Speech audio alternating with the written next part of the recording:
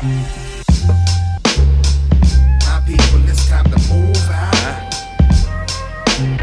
Move out. Hey, this is Fred from the Fly Project, and today I'm going to be tying a little bonefish fly. We're going to be calling this the Groovy Charlie. It's somewhat reminiscent of the classic Crazy Charlie and or the gotcha style flies. Obviously, as things evolve over time, we have new materials to play with. Essentially, it's a very basic shrimp pattern. One of the neat things about this fly is it's one that we've been working on that we're actually going to be having tied for us in Belize by a group of tyers. We're basically creating a fly project in Belize. So this will be a pattern available soon on the market, or at least through our Fly Project branding that is going to be coming directly from some fly tyers in Belize. So I'm going to go ahead and whip one of these up. Certainly it can be tied on a variety of different sizes. Today I'm going to be using a little SL45 bonefish fly, or bonefish hook from Gamakatsu. This is a size 4, and this one pretty good size. The most recent trip I made for bonefishing, we did most of our flies on this hook, and it works really well. Just got some UTC 140 in shell pink. We're going to go ahead and lay a thread base down here.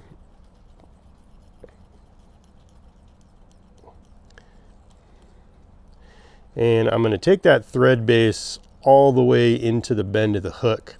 And the reason for that is when I do tie in my legs, I want those legs to kind of be propped up, so when the fly is upside down on the bottom, the legs are sticking up where the fish is going to be looking at them.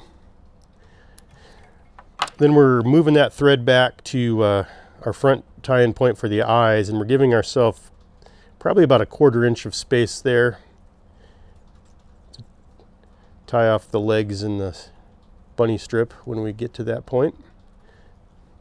So I'm just going to figure 8 those guys on there, get them in place. I like to circle the base a few times. Then we'll do some crossing wraps. And then before I get too far, I just want to make sure that they are square. And then I'll finish off with a few more wraps and really crank them down.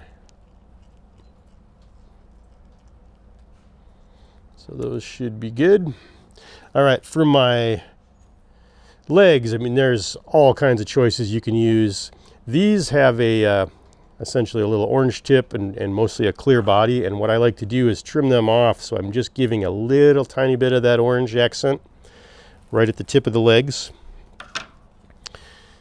And because of the length of these, so that I don't have to cut them, I'm going to actually tie them in right behind my eyes.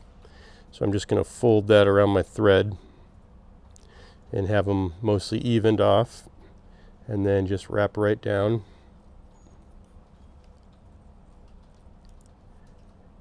And again, I'm going to kind of turn that into the bend of the hook a little ways so that those legs will be propped up when this fly is resting on the bottom like this.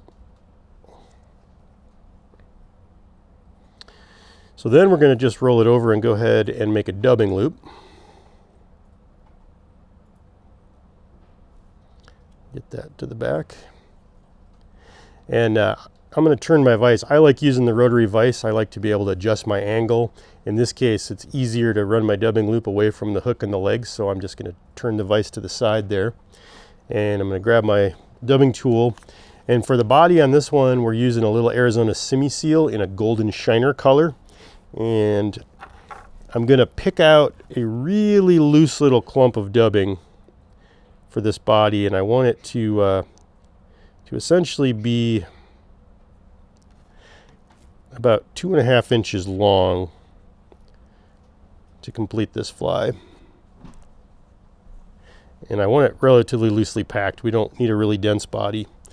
One thing you can do whenever you're building these bonefish flies is you can have versions that are a little denser if you want a slower sink rate, and or a little bit more sparse if you want a quicker sink rate.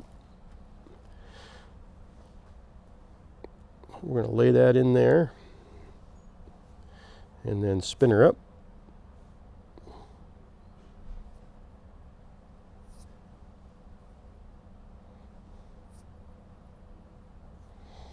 And I'm going to go ahead and bring my bobbin cradle around here.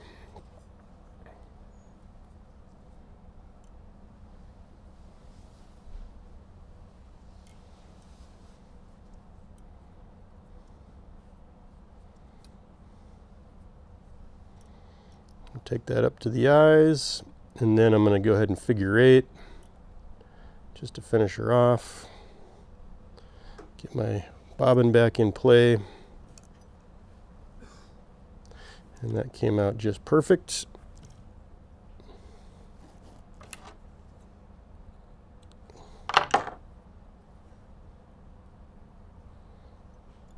Just going to sweep those loose fibers back. Give it a little tug, make sure that thread's good. And then we're ready for another layer of legs.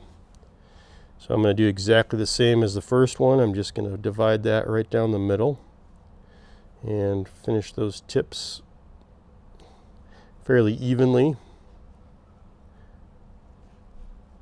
and tie those back. They're basically going to come out a body length shorter than the rear ones.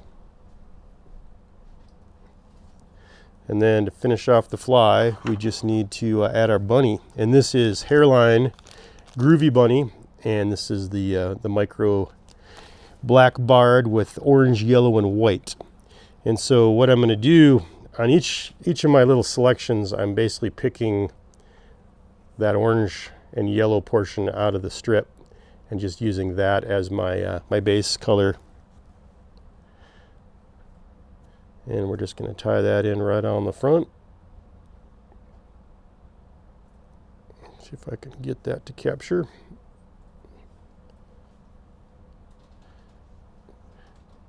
With cameras and stuff, it always seems to be super staticky up in here.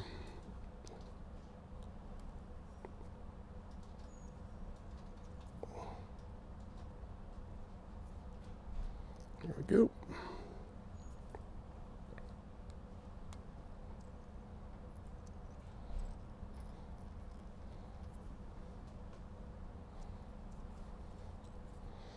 I've got just a few little errant pieces of dubbing there. I'm just going to come in and clean those up. Not really a problem. And then I just do the lazy thing and whip them off with my fingers rather than grabbing a tool.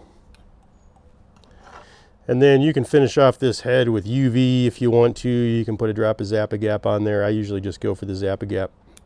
And then that also, if it bleeds back in there, helps to secure the eyes all in one step. And that baby is ready for deployment. The Groovy Charlie. All the materials to tie this fly are available at flyproject.us. And soon we will be able to sell you this fly as well if you don't feel like tying it. Thanks for watching, and tight lines.